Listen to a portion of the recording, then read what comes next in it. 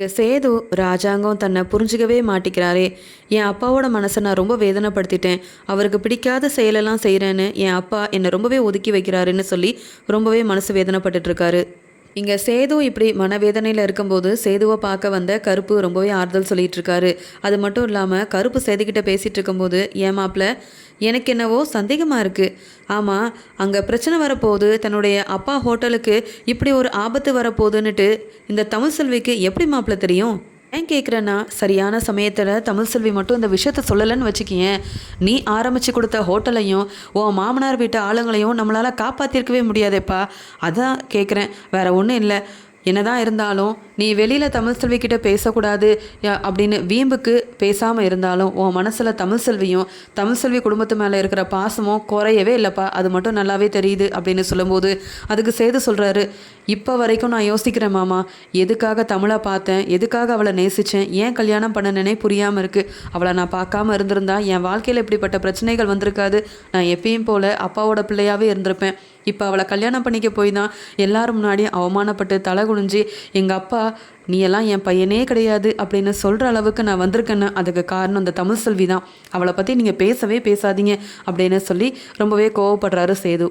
கருப்பு சொல்கிறாரு, நீ என்ன தான் சொன்னாலும் இங்கே வீட்டில் இருக்க யாரோ தான் திட்டம் போட்டு தமிழ் செல்வி பேரில் இருக்கிற ஹோட்டலை உண்டு இல்லாமல் பண்ணணுன்னுட்டு இப்படி ஆளுங்களெல்லாம் அனுப்பியிருப்பாங்கன்னு எனக்கு தோணுது சேது. ஆமாம், நீ இதை பற்றிலாம் யோசிக்கவே இல்லையா அப்படின்னு கேட்க, ஏன் மாமா, இங்கே அவங்கள போய் காப்பாற்றணும்னு சொல்லி பிரச்சனையில் நான் தலையிட போய் தான் அப்பா எல்லாரும் முன்னாடியும் திட்டிட்டு போனார். இவன்லாம் திருந்தவே மாட்டான், இன்னும் அவங்க மாமனார் வீட்டு பக்கம் தான் இருக்கான், இவனெல்லாம் பிள்ளைன்னு சொல்லிக்க அவமானமாக இருக்குன்னு சொல்லிட்டு போனார். அப்படி இருக்கும்போது மறுபடியும் அந்த பிரச்சனையை பற்றி என்கிட்ட பேசாதீங்க அப்படின்னு சொல்லிடுறாரு சேது.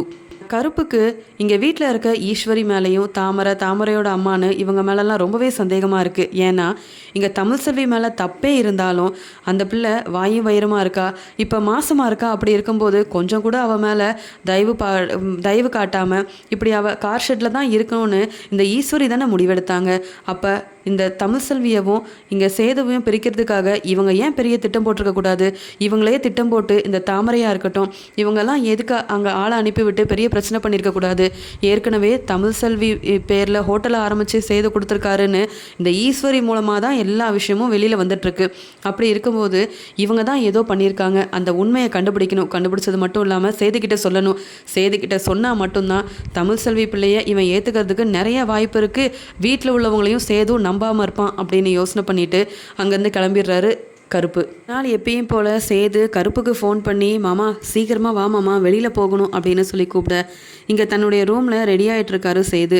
அந்த சமயம் கருப்பு சேதுவோட ரூமுக்கு போகிறதுக்காக தாமரையோட ரூமை தாண்டி போயிட்டு இருக்கும்போது இங்கே தாமரை, ஈஸ்வரி, தாமரையோட அம்மானு எல்லாருமே பேசிகிட்டு இருக்காங்க. இது எல்லாத்தையுமே கவனிக்கிறாரு சேது. இவங்க 3 பேரும் பேசினாலே ஏதாவது ஒரு பிரச்சனை வரப்போகுதுன்னு தான் அர்த்தம். அப்படி இருக்கும்போது இப்போ எதை பற்றி பேசுகிறாங்கன்னு தெரியலையே அப்படின்ற மாதிரி கேட்டுக்கிட்டு இருக்காரு. வெளியில் கருப்பு நின்று இதெல்லாம் கேட்டுட்ருக்காருன்னு தெரியாமையே இங்கே ஈஸ்வரியாக இருக்கட்டும் தாமரையாக இருக்கட்டும் ரொம்பவே கோவத்தில் பேசுகிறாங்க. எல்லாரையும் அனுப்பி அங்கே அந்த ஹோட்டலில் உண்டு இல்லைன்னு செய்ய சொன்னால் இடையில இந்த சேது போய் நம்ம போட்ட திட்டம் எல்லாத்தையுமே ஒன்றும் இல்லாமல் பண்ணிட்டானே இன்னும் ரொம்பவே கோவமாக தாமரை சொல்லிட்டு இருக்காங்க. நான் எதுக்காக அவ்வளோ பணம் செலவானாலும் பரவாயில்லன்னுட்டு ஆளுங்களெல்லாம் அனுப்பிவிட்டேன். அந்த தாமரை பேரில் இருக்கிற ஹோட்டல் இருக்கவே கூடாதுன்னுட்டு தான் எல்லாத்தையும் ஒன்றும் இல்லாமல் பண்ண சொன்னால் அந்த சேது இடையில போயிட்டு பிரச்சனையெல்லாம் தடுத்து நிப்பாட்டி இங்கே சேதுவோட அம்மா, அப்பா, தங்கச்சின்னு எல்லாரையுமே காப்பாற்றி அவங்கக்கிட்ட மறுபடியும் நல்ல பேர் வாங்கிட்டான். ஆனால் ராஜாங்கம் மாமா கிட்ட இன்னும் சேது மனசில் இடம் பிடிக்காம தானே இருக்கான்.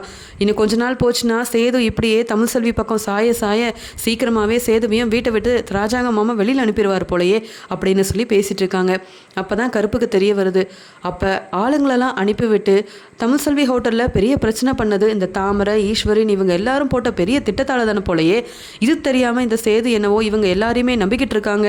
இந்த வீட்டில் இவங்க போடுற சாப்பாடையே சாப்பிட்டுக்கிட்டு இந்த குடும்பமே நல்லா இருக்கக்கூடாதுன்னு நினைக்கிற இந்த ஈஸ்வரி, தாமரையோட அம்மாவை பற்றி கண்டிப்பாக சேதுவுக்கு தெரிஞ்சே ஆகணும். அப்போ தான் தங்கச்சி தமிழ் செல்வி வீட்டுக்கு மருமகளாக வர முடியும் அப்படின்னு நினைக்கிறாரு கருப்பு. தாமரையும் ஈஸ்வரியும் பேசிகிட்டு இருக்கும்போது அந்த ஹோட்டலுக்கு அங்கே ஆள் அனுப்புனதை பற்றியும் அங்கே ஆள் அனுப்புனது மட்டும் இல்லாமல் அந்த ஹோட்டலை ஒன்றும் இல்லாமல் செய்யணும். அப்புறம் அங்கே பெரிய பிரச்சனை வந்தால் தமிழ் செல்வியோட ஹோட்டலுக்கு இனி யாருமே வரமாட்டாங்க. இங்கே சேது வச்சு கொடுத்த ஹோட்டல் நல்லபடியாக நடக்கக்கூடாதுன்றதுக்காக தான் இங்கே ஆளுங்களெல்லாம் அனுப்பி வச்சேன் அப்படின்னு சொல்லி இங்கே தாமரை பேசிகிட்டு இருந்த எல்லாத்தையுமே வீடியோ எடுத்துகிட்ருக்காரு கருப்பு. ஏன்னா நம்ம அப்படியே போய் சொன்னால் யாருமே நம்ப மாட்டாங்க. ஏன்னா தாமரையாக இருக்கட்டும், ஈஸ்வரியாக இருக்கட்டும், எல்லார் முன்னாடியும் ரொம்பவே நல்லவங்களாக நடிச்சிட்டு இருக்காங்களே. அப்படி இருக்கும்போது இவங்கள பற்றின ஆதாரம் எல்லாருக்கும் தெரிய வந்தாதான் இவங்களால தான் அங்கே பெரிய பிரச்சனை வந்திருக்கு. சேது நல்லது தான் செஞ்சுருக்காரு. அந்த இடத்துல யாராக இருந்தாலும் சேது கண்டிப்பாக போய் காப்பாற்றிருப்பாரு. தன்னுடைய மாமனார் குடும்பம்னு மட்டும் இல்லாமல் சேதுவோட மனசு ரொம்பவே நல்ல மனசு அப்படின்னு இங்கே ராஜாங்கத்துக்கும் புரிய வைக்கணும்னா இந்த வீடியோ இருந்தால் மட்டும்தான் கரெக்டாக வந்து எல்லாத்துக்குமே புரியும் அப்படின்னு சொல்லிட்டு அவங்க ஆள் அனுப்பின விஷயத்தை பற்றியும் இல்லை ஹோட்டலில் ஒன்றும் இல்லாமல் செய்கிறதுக்காக திட்டம் போட்ட விஷயத்தை பற்றியும் பேசிகிட்டு இருக்கும்போது எல்லாத்தையுமே ஃபோனில் வீடியோ எடுத்துடுறாரு.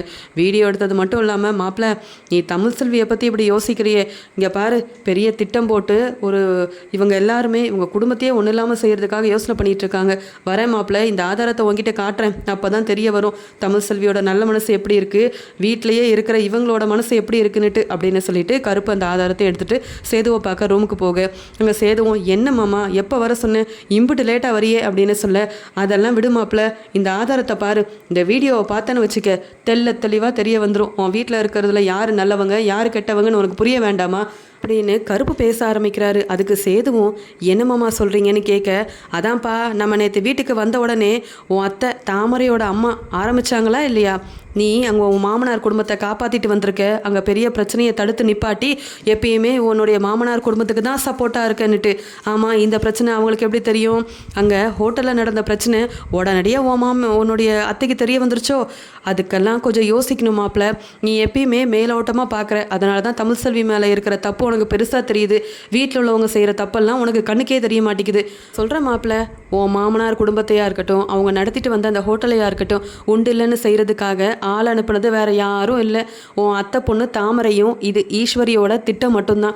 தாமரை தான் எப்படியாவது இங்கே அந்த ஹோட்டலை நடத்த விடக்கூடாதுன்னு சொல்லி தெரிஞ்ச ஆளுங்களுக்கெல்லாம் பணத்தை கொடுத்து அங்கே அனுப்பி விட்டுருக்கா. அதனால தான் பெரிய பிரச்சனை வந்திருக்கு. சொன்னதுக்கு கூட நீ யாரையும் நம்பாமல் தமிழ் செல்வி மேலே தான் தப்பு இருக்குன்னு சொன்னல, இப்போ பாத்தியா, அது மட்டும் இல்லாமல் என் மாமனார் நல்லா ட்ரிங்க்ஸ் பண்ணியிருப்பாரு, அதனால வீணாக பிரச்சனையை இழுத்துருப்பாரு, வந்த ஆளுங்களும் வெளுத்து வாங்கிட்டாங்க அப்படின்னு உன்னுடைய மாமனார் குடும்பத்து மேலே தான் தப்பு இருக்குன்னு சொன்னேன். இப்போ பார்த்துக்கோ, நீயும் தமிழ் செல்வியும் ஒன்று சேர்ந்து வாழக்கூடாதுன்றதுக்காக இந்த தாமரையாக இருக்கட்டும் ஈஸ்வரியாக இருக்கட்டும் திட்டம் மேலே திட்டம் போட்டுக்கிட்டே இருக்காங்க மாப்பிள்ள. இவங்களெல்லாம் நீ நம்பவே நம்பாத. வெளியில் நடக்கிற விஷயம் வீட்டில் இருக்கிறவங்களுக்கு தெரிய வருதுன்னா அதுக்கு காரணம் வெளியில் நிறைய பேர் இவங்களுக்கு தெரிஞ்சு வச்சுருக்காங்க.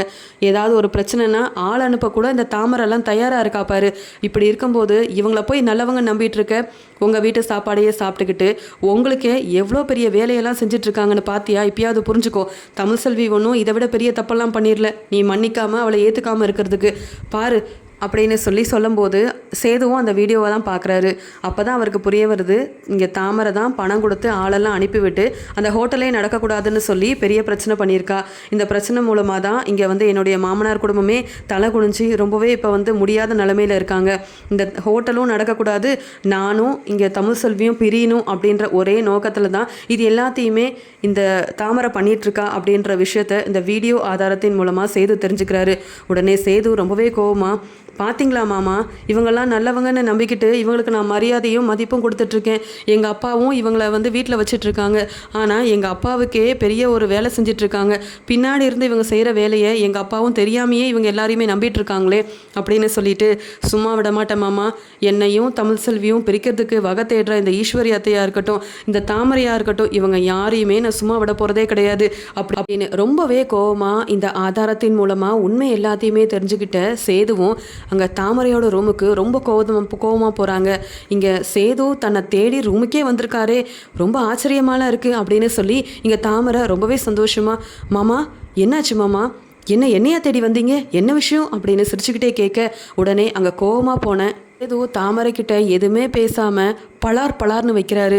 அங்கேருந்த ஈஸ்வரியும், ஏய் சேது என்ன நினச்சிட்ருக்க, உன் இஷ்டத்துக்கு வர எதுவுமே பேசாமல் இவ்வளோ எதுக்கு இப்படி வந்து பண்ணிகிட்ருக்க, எதுக்காக அவளை பலார்னு ஒன்று வச்ச அப்படின்னு கேட்கும்போது, வாயை மூடுங்க, நீங்கள் எல்லாரும் என்ன திட்டம் போட்டுட்ருக்கீங்க, என்ன செஞ்சீங்கன்னு எனக்கு நல்லாவே தெரியும். ஏதோ தமிழ் செல்வி பெரிய வேலை செஞ்சுட்டான்னுட்டு வீட்டுக்குள்ளேயே வரக்கூடாதுன்னு அவளை கார் செட்டில் தங்க வச்சவங்க தானே நீங்கள். அப்படி இருக்கும்போது நீங்கள் மட்டும் எல்லாரும் யாருக்குமே தெரியாமல் ஆளெல்லாம் அனுப்பிவிட்டு தமிழ் செல்வி பேரில் இருக்கிற ஹோட்டலை உண்டு இல்லாமல் பண்ணுறதுக்கு என்ன வேலைலாம் செஞ்சுருக்கீங்க, எல்லாமே எல்லாமே எனக்கு தெரியும். நீங்கள் எல்லாரும் ஒன்றா பேசிகிட்டு இருந்த வீடியோ ஆதாரமே இப்போ என்கிட்ட இருக்குது. இதை மட்டும் அப்பா கிட்ட காமிச்சுன்னா நீங்கள்லாம் எந்த நிலைமைக்கு வருவீங்கன்னு தெரியும்ல, இந்த வீட்டிலேயே இருக்க முடியாது அப்படின்னு சொல்ல, இங்கே ஈஸ்வரியா இருக்கட்டும், தாமரையோட அம்மானு எல்லாம் திருன்னு முழிக்கிறாங்க. இந்த வீடியோ எப்படி கிடச்சிது, நாம் யாருக்குமே தெரியாமல் ரூம்குள்ளே பேசிகிட்டு இருக்கிறது சேதுவுக்கு எப்படி தெரிய வந்துச்சு அப்படின்ற மாதிரி பார்க்குறாங்க. உடனே சேதுவும் இன்னொரு தடவை தமிழ்செல்விக்கோ இல்லை தமிழ்செல்வி வீட்டில் உள்ளவங்களுக்கோ உங்களால் ஏதாவது பிரச்சனை வந்துச்சுன்னா அப்புறம் நான் பார்த்துட்டு சும்மா இருக்க மாட்டேன். ஏன்னா என்னதான் இருந்தாலும் அவங்க என் மாமனார் குடும்பம். செல்வியவும் அவள் குடும்பத்தையும் நான் யாருக்காகவும் விட்டு கொடுக்க போகிறதே இல்லை. அதை முதல்ல புரிஞ்சுக்கோங்க. இப்போ நான் என்னவோ தமிழ்செல்வி மேலே கோவமாக இருக்கிறது உண்மைதான், பிரியணும்னு கூட நினச்சிருக்கேன். ஆனால் நீங்களாம் நினச்சி எங்களை பிரிக்கணும்னு நினச்சிங்கன்னா அது என்றைக்கும் நடக்கவே நடக்காது. திட்டினது மட்டும் இல்லாமல் தாமரையை பார்த்து உனக்கெல்லாம் அசிங்கமாக இல்லை, நான் உன்னுடைய மாமா தான், அதுக்காக தமிழ்செல்வியை நான் பிரிஞ்சு இருக்கிறேன்னு சொல்லிட்டு என்னை மறுபடியும் கல்யாணம் பண்ணிக்க ஆசைப்படுறியே, நீ எல்லாம் என்ன ஆளோ தெரியல. நீ எல்லாம் என் வழியிலேயே தலையிடாத. உன்னை நான் நினைக்க போகிறதும் இல்லை, நீ நினைக்கிற மாதிரி உன்னை நான் கல்யாணம் பண்ணிக்க போகிறதும் இல்லை. என்னுடைய வாழ்க்கையில் நான் வாழ போகிற வாழ்க்கைன்னா அது தமிழ்செல்வி கூட மட்டும்தான். அது முடியுதோ முடியலையோ, ஆனால் என்னுடைய வாழ்க்கையில் என்றைக்கும் நீ வரவே முடியாது தாமரை அப்படின்னு சொல்லி ரொம்பவே கோவமாக ஈஸ்வரி தாமரையோட அம்மாவை பற்றின உண்மையெல்லாம் தெரிஞ்சுக்கிட்ட இங்கே சேதுவும் ரொம்ப கோவமாக அவங்கக்கிட்ட போய் பேசினது மட்டும் இல்லாமல் இங்கே தாமரையை வெளுத்து வாங்கிட்டு பலார்னு வச்சுட்டு கோவமாக அங்கேருந்து வெளியில் வந்துடுறாரு. இங்கே தாமரை பதில் பேச முடியாமல் அழுதுகிட்டே நிற்கிறாங்க. எல்லாம் பார்த்துட்டு இருந்த கருப்பு சொல்கிறாரு, சேது மாப்பிள்ள, இப்போ தான் நீ சரியாக செஞ்சுருக்க, சரியான முடிவெடுத்திருக்க. இந்த தாமரைக்கு இப்போ தெரிய வந்திருக்கும் உன் வாழ்க்கையில் அவங்கெல்லாம் வரவே முடியாதுன்னுட்டு. இப்போயாவது தமிழ்செல்வியை மன்னிச்சு ஏற்றுக்க மாப்பிள்ள, நீங்கள் 2 பேரும் ஒன்று சேரணும், அதுதான் என்னுடைய ஆசை அப்படின்னு சேதுக்கிட்ட சொல்லிட்டு இருக்காரு கருப்பு.